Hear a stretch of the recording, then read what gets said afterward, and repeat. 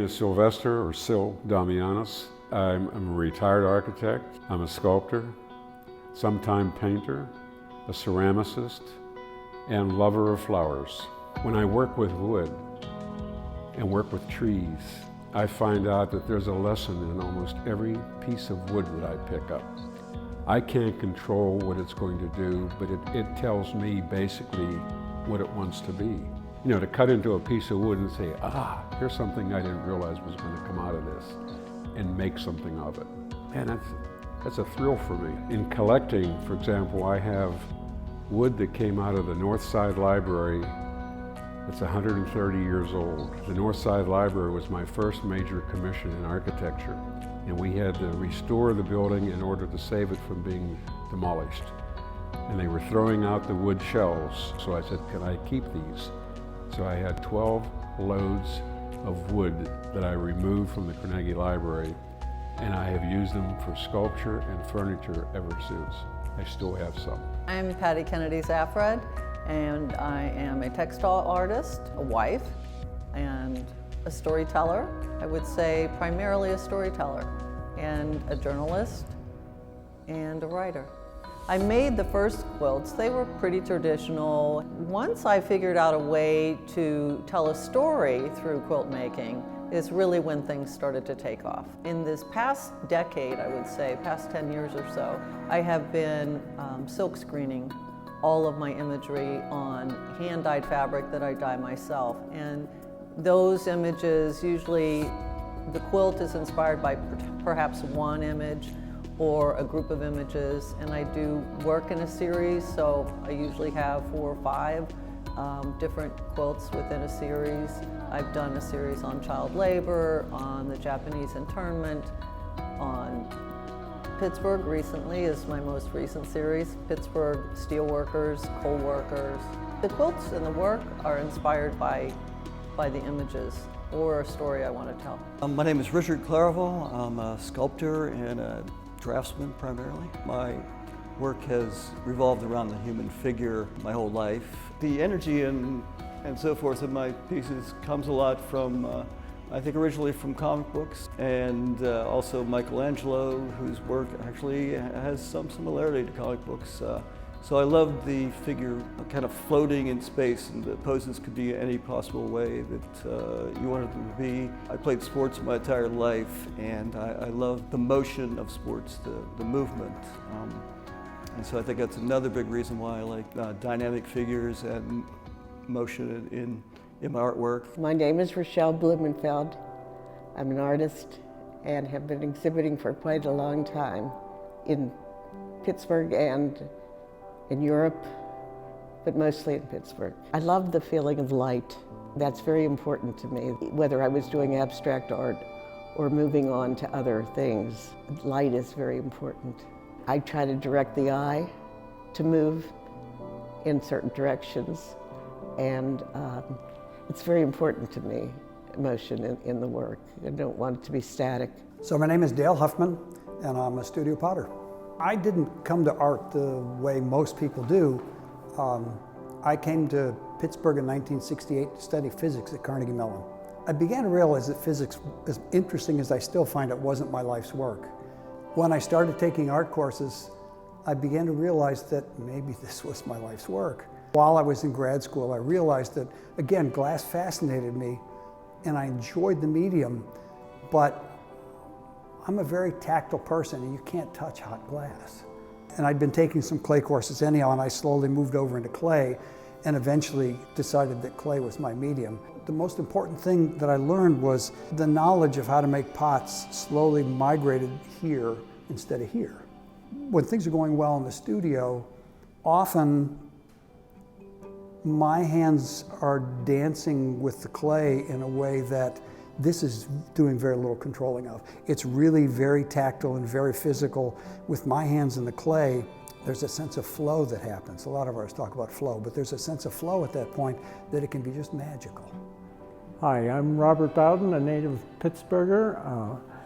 Have lived here all of my life. To go back a little further, as a student, I was an abstract painter.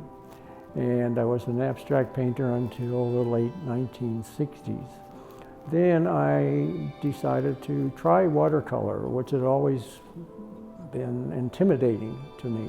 And once I started to learn how to use the medium, then I started to paint on the streets. So I've been a plein air painter on the streets of Pittsburgh first for close to 50 years, probably the first one that I know of that was doing that other than Henry Kerner. Finally decided to do a book of my work. And so the first one I did was of Block Island, which is an island off Rhode Island, because I had painted there. And then I did a second book of Pittsburgh, and a third one of Manhattan, and a fourth one of Martha's Vineyard. They were very popular. When I started doing watercolor, I did it because Pittsburgh is a very rugged, different than any city I've been in. The things to paint here are challenging and they're very fascinating. I try to pick things that somehow will reflect the rugged individualism that I think still is here. Hello, I'm Sue Pollins. I am a water media artist and teacher, continuing to teach. I don't feel I'm retired yet. Art is a way of living, and I really apply it to everything I do. Started as a kid, had a wild imagination, loved color, loved drawing. Even in grade school, I went to special classes. I'm from Detroit, and I went to the Detroit Institute of Arts on Saturday for classes. And then when I was about 12, I started taking lessons from a retired art teacher in oil painting. And went to college, but never considered it as a career. It just was an interest, and a lot of things I had done were related to art. I started looking around and saying, well, why not make this a career rather than my other choice? And I made the transfer, and awfully glad I did. I'm very interested in negative space. I think oftentimes the negative spaces in my pieces are more important than the actual painted part. That comes probably from being a watercolor painter. We do work a lot with negative space. I don't always use white negatives or the surface that it's painted on, but negative spaces nonetheless. Every time you make a mark on the canvas, you have all the space around it, which becomes equally as active and as important, even if it's quiet, not loud. I'm Mary Weidner. I'm an artist and a professor emerita from Carnegie Mellon University, where I taught drawing and painting for many years. My work has sort of documented my life journey. And the early work was largely about being a young woman. I have been very much a feminist my whole life. And that has sometimes been revealed in my work, certainly was in my early work, but I also happened to go through a phase then when many of the people in my family were dying. So they were these very sensual fruit farms that were quite large. I had kids and started doing things that were more specifically narrative about family. I did multiple panel pieces, some multiple panel pieces about the adoption of my children. I was unfortunately faced with some health issues. I then did work having to do with both of those issues, and I called them Secrets of the Family, Secrets of the Body, and Secrets of the Earth, Moon, and Sky. And those are kind of the three categories over the course of my life. I'm Kevin O'Toole, and I'm a sculptor.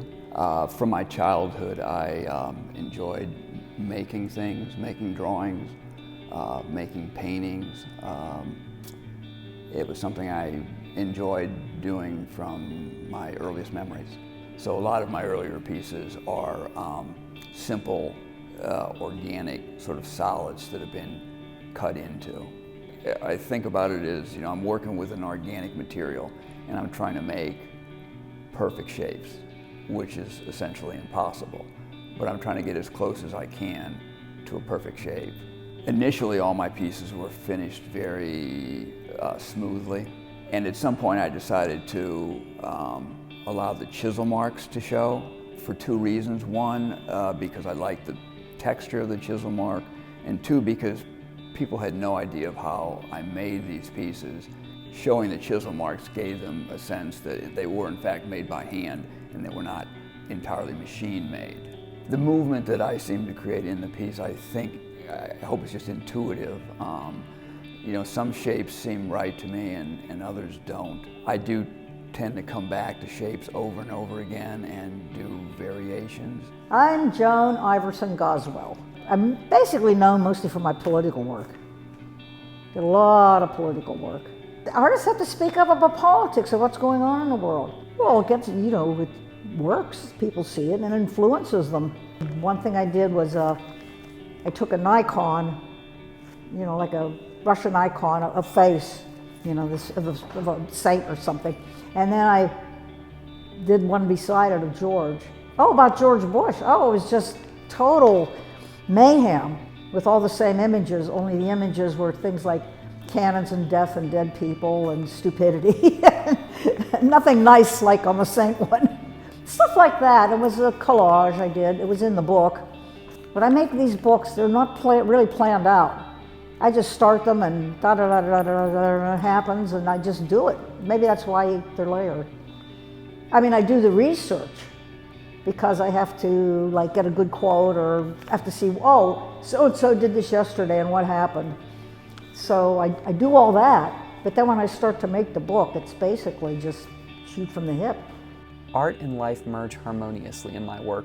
My 41-year career in social work has dramatically influenced my watercolors of figures, landscapes, and nature. I've been a part of helping people with their problems and emotions.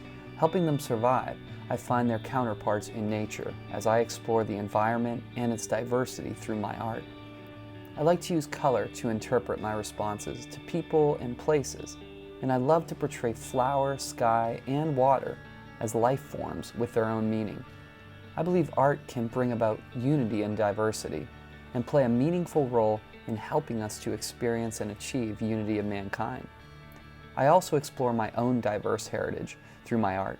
My hope is that I will always have the courage to create and to share my art in a beneficial way. Life has inspired me a lot. I mean, in most of my paintings, especially in some of the realistic things I'm doing now, which is very strange since I started out abstractly. But it's anything that challenges me, that gets me up to the studio and wanting to work is important. I feel like art is, you know, one of the greatest things in life. There's no doubt about it. It's one of the things that makes life worthwhile. Although I think the human race is very flawed, I think we have tremendous potential and we've done really amazing things. Mostly interested in doing really positive work, not always, but usually positive work that I try to inspire people to do better. I don't mind art that shows our negative side, but I'm more interested in showing the positive aspect of art, of humanity. I hope that that's my legacy. I don't want to spend hours and days and weeks on any one thing. I see it in my head before it happens. I'm doing whatever I can to reach that final image. One of the reasons I did the books is I hope that it'll be around for a long time. Political art is important because it influences people. I'm going to do all this, I'm going to do all this, and I'm going to die, and God knows what will happen to all my work, and just, it's there. I mean, I'd like people to say, oh, she was a good political artist. I have to say my legacy, I hope, is my students. Earlier in my career, I pushed really hard to get my work out there, to get to be known. I did workshops and had exhibitions in Asia and in Europe and in Scandinavia, and I was published internationally and all those things, and it was a wonderful ride, and I loved all that. And then I got drafted to teach, and it turned out I was at a point in my life, I was old enough that I realized it was immensely gratifying to help young artists, to help mentor them to get where they wanted to be. And to me, that's my legacy, is my students. I hope my former students remember me too. I was only the second woman to ever get tenure in the School of Art at Carnegie Mellon. My classes were always filled and I gave a lot to all of them. I'd like to be remembered as a teacher, as someone who validates that what they're seeing is okay, and if it's not what I see, that's okay too. It doesn't have to be a picture of something. I'd like to be remembered for awakening that in people. As an artist, in terms of my legacy, I think is to leave behind a story. And the story that I've attempted to tell, I hope that that work continues to infer a story or a memory or remind viewers in the future of something that no longer exists or touches their heart in some way, reminding them of someone that they had in their family. I'm not sure what I'm hoping people take away from my art. I make them because they satisfy me. You know, the best pieces feel right and I'm very happy with them. I've stopped making work at a couple points in my life and I was not happy not making work. So I've gone back to making work each time because I need to do it. And whether anyone else needs it or not, I'm not sure. And one professor who was not a great designer one day told me, always search for beauty. And he said, even if you're in a junkyard, scrapyard, look down. The arrangement of pieces of junk could be a piece of art if you want it to be. And I've kept that lesson in my mind and it's helped generate it. Beauty is everywhere if you want to see it, if you want to find it, if you want to search for it.